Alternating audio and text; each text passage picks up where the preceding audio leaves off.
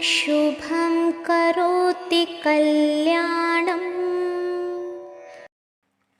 अब हम पढ़ते हैं कक्षा 11 गणित चैप्टर 1 समुच्चय प्रश्नावली 1.1 प्रश्न नंबर 4। इस प्रश्न नंबर 4 के 5 भाग हैं। सबसे पहला भाग, इस प्रश्न में उसने कहा कि इसको समुच्चय निर्माण रूप में लिखना है। समुच्चय निर्माण नियम विधि से लिखना है। ये सारणी विधि से दिया गया है पांचों प्रश्न, और नियम विधि से लिखना है समुच्चय निर्माण रूप में। सबसे पहला है 3, 6, 9, 12। इस समुच्चय में 3, 6, 9, 12 ये हमें दिखाई दे रही है कि एक तो ये प्राकृतिक संख्या है। नियम चेक करना है, नियम किस प्रकार बना रखा है। 3, 6, 9, 12 प्राकृतिक संख्या है, और यह है 3 का फाड़ा, यानी 3 का गुणज, 3 का गुणक। अब सबसे पहले उसने 3 में 1 से गुना की 3, फिर 2 से, फिर 3 से, फिर 4 से। अब x को लिख सकते हैं हम x सच दैट x एक प्राकृत संख्या है जो 3 का गुणक है, और x का मान 15 से छोटा है। 12 तक है ना, तो x का मान 15 से छोटा है। x लेस देन 15, तो x का मान 15 से छोटा है। दूसरा 2, 4, 6, 12 ये हमने चेक किया। ये जो नियम बना हुआ है 2 की पावर 1 यानी 2, फिर 4 लिखा हुआ है 2 की पावर 2, 4, फिर 8 लिखा हुआ है 2 की पावर 3, 8 हो गया, फिर 2 की पावर 4, 32, 16, फिर हो गया 2 की पावर 5, 2 गुना 2 गुना 2 गुना 2 32। अब ये जो पैटर्न बना हुआ है, नियम बनाया हुआ है, वो 2 की पावर में बना हुआ है। तो इसको हम लिख सकते हैं x सच दैट x 2 की पावर n, और जो n है, पहले हमने n का मान लिया 1, फिर हमने लिया 2, तो n जो है वो प्राकृतिक संख्या है। n belong to n, small n belong to capital n, यानी जो n का मान है वो प्राकृतिक संख्या है, नेचुरल नंबर है। और n का मान कहाँ तक लेना है? 5 तक, क्योंकि 2 की पावर 5 होता है 32। तो n less than equal to 5। पहले 2 की पावर 1, फिर 2, फिर 3, फिर 4, फिर 5, पूरा हो गया हमारा 32। तीसरा पैटर्न फिर चेक करना है। सबसे पहले हम रखे 5 की पावर 1, 5 आ गया, 5 की पावर 2 25, 5 की पावर 3 125, 5 की पावर 4 625। तो ये भी इसी प्रकार है, यानी x सच दैट x बराबर 5 की पावर n। अब जो n है वो प्राकृत संख्या है, यानी n belong to capital n, और n less than equal to 4। n का मान लेना है 4 तक, और लेनी है प्राकृतिक संख्याएं। प्राकृतिक संख्याएं, पहले n का मान 1, 5 आ गया, फिर 2 25, फिर 3 125, फिर 4 625। तो ये भी हमारा क्वेश्चन पूरा हो गया। फोर्थ पार्ट 2, 4, 6 ये हमें दिखाई दे रही है कि ये प्राकृतिक संख्या तो है ही, ये सम संख्याएं हैं। तो x सच दैट x एक सम प्राकृत संख्या है, अनंत तक जाना है, इसलिए x सच दैट x यानी x इस प्रकार है कि एक सम प्राकृत संख्या है।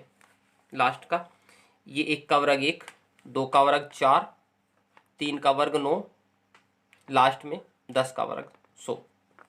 तो इसको सेट ई मान लिया हमने। इसका पैटर्न बना हुआ है x such that x n square, और n का मान लेना है small n belong to capital n।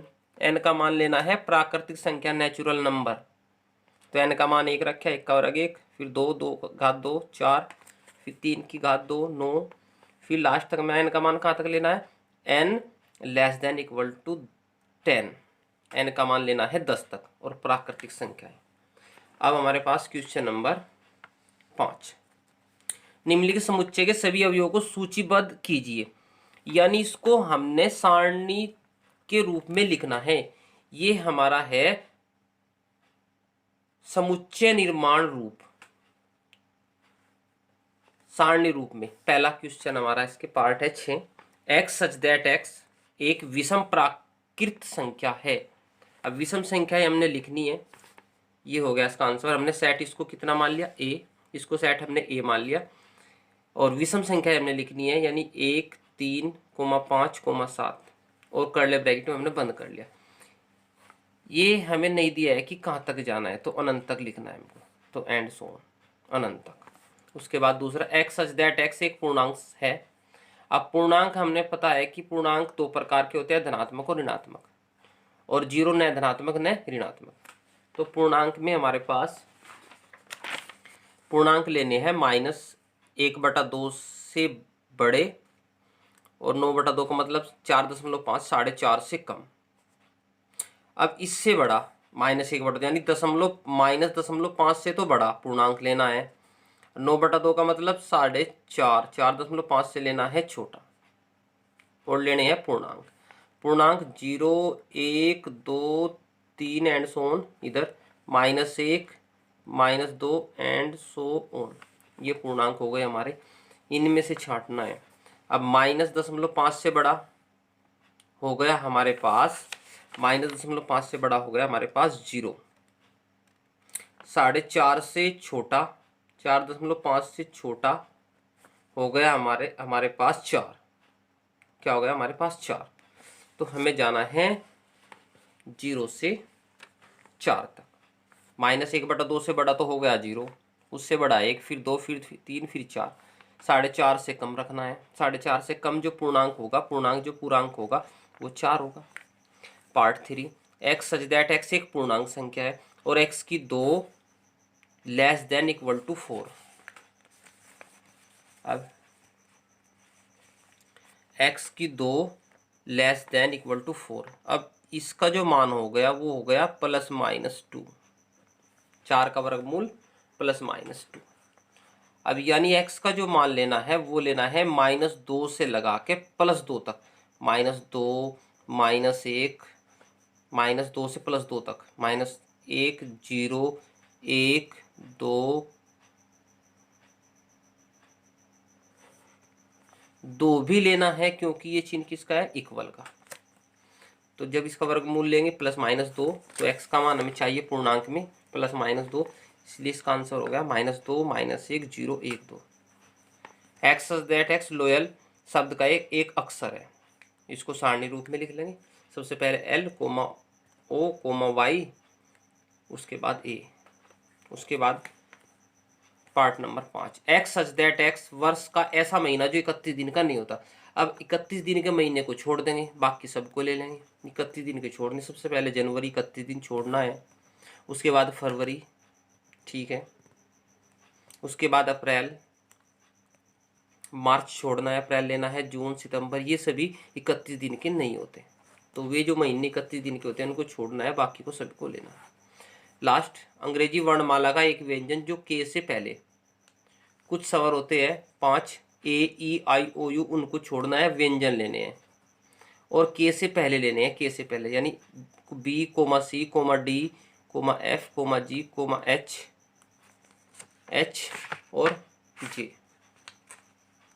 के से पहले। लास्ट क्वेश्चन हमारा जोड़ा मिलान। ये कौन सी विधि है, बाईं ओर सारणी विधि, ये नियम विधि। जोड़ा मिलाना है। सबसे पहला हमारे पास है 1, 2, 3, 6, ये सभी प्राकृतिक संख्याएं हैं। तो यहाँ पे लिखा हुआ है प्राकृतिक संख्याएं और 6 की भाजक, ये सभी 6 को भाग करती है। ये जो 6 हैं, ये 1 से भी कटेगा, 2 से भी, 3 से भी, 6 से भी। तो इसका जोड़ा हो गया C से। 2 और 3, ये हमें दिखाई दे रही कि 2 भी अभाज्य संख्या है और 3 भी अभाज्य संख्या है और 6 की भाजक है। 6 से यदि भाग करें, 2 से भी कटेगा 6, 3 से भी कटेगा, तो ये अभाज्य संख्याएं हैं और 6 की भाजक है। ये मैथमेटिक्स को लिखा हुआ है इन्होंने सारणी रूप में। मैथमेटिक्स शब्द का एक अक्षर है, एक्स दैट एक्स मैथमेटिक्स शब्द का एक अक्षर है। उसके बाद 1, 3, 5, 6, 9, ये जो है ये प्राकृतिक संख्याएं हैं लेकिन 10 से कम। तो एक्स दैट एक्स 10 से कम विषम, और ये विषम भी है, विषम प्राकृतिक संख्याएं है। तो इसका जोड़ा 4th का B से।